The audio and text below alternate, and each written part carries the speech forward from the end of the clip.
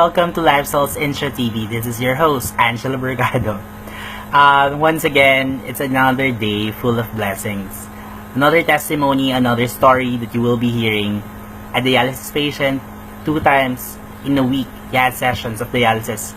And now, he'll share his story and now he's dialysis free. Hearing from his story, let's welcome Sir Jimmy Fano.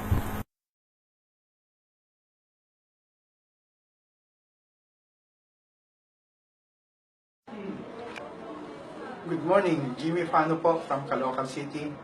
I'm 62 years old. Kaya po ako nandito because December 2013 po I was diagnosed with chronic kidney failure stage 5. So, I have to undergo dialysis treatment twice a week.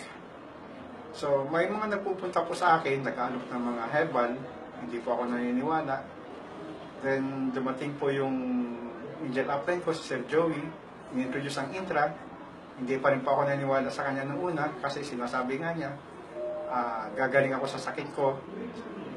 Pero kahit na sinong doktor po ang tanungin, pag sinabing chronic kidney failure stage 5, walang pag-asa. So, ginawa ni Sir Joey, pinakausap sa akin si JMD Seno Habalya, nakausap ko naman, pero hindi pa rin ako naniwala kay Sir Seno. Hindi hanggat nung pinakita na niya sa akin yung medical records niya, doon pa lang po ako naniniwala na gumaling siya. So, kinausap po nepro ko. Sabi ng nepro ko na, sige, try ko daw ang intra. Pero hindi sa, sabi niya, hindi sa tinatakot kita. Kaya lang, wala kang pag-asang gumaling. Pero subukan mo, baka sakaling gumaling ka. So, tinry ko intra. Dialysis ko is twice a week. After 4 weeks of taking intra, sabi ng nepro ko, Daddy, yung dialysis mo, gawin na lang natin once a week. So, natuwa ang misis ko. Sabi ng misis ko, tara, tuloy inom. Bili pa tayo. So, tuloy inom. After 2 weeks again, sabi ng nepro ko, exactly 6 weeks, November 14, 2013. Sabi ng nepro ko, Daddy, dialysis mo, tigil na natin.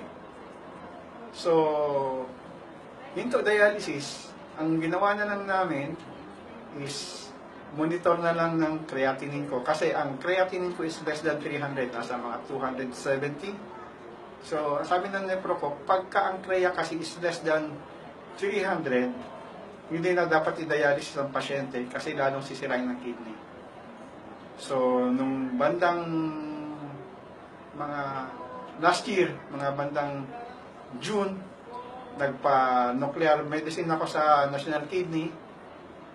So, ang findings sa national kidney ko, asa kidney ko is gumagana na siya. Normal na. Yes. So, tinawag ko kaagad sa bilas kong doktor sa Iloilo na normal na ako. Yung bilas ko naman doktor ko, ito sa mga kasama niya doktor sa Iloilo. Ang sabi sa kanya, Dok, kami ba niloloko mo kasi imposibleng gumaling ang isang CKD5 patient? Yes. Tapos, yung pinakita ko rin yung nuclear test ko, resulta kay Dr. Vergara.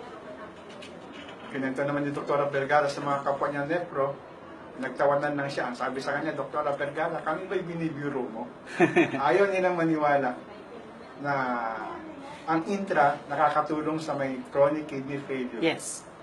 So, sa mga nakapanood ngayon ng video kong ito, try nyo po ang intra, kasi po malaking, ito lang po yung masasabi ko, bibigyan po kayo ng pag-asang gumaling. Pag kailangan lang talaga disiplina. Yes. Dasal, diet, intra. Yun lang po ang importante. So, tsaka wag abusuin ang sarili kahit na gumaganda kondisyon. So, hindi na po kayo nagda-dialysis? Wala na. How long na po? Kasi ang last dialysis ko is November 14, 2014. March 2016 na ngayon. So, more than 1 year na ako ng dialysis. Wow. So, sana, sa mga nagda-dialysis, makakatulong itong video kong ito sa inyo na mabigyan kayo ng pag-asa na, na pwede kayong gumaling. So, sa inyo pong lahat, good morning po. Okay. Drink intra, share intra, and pass it on.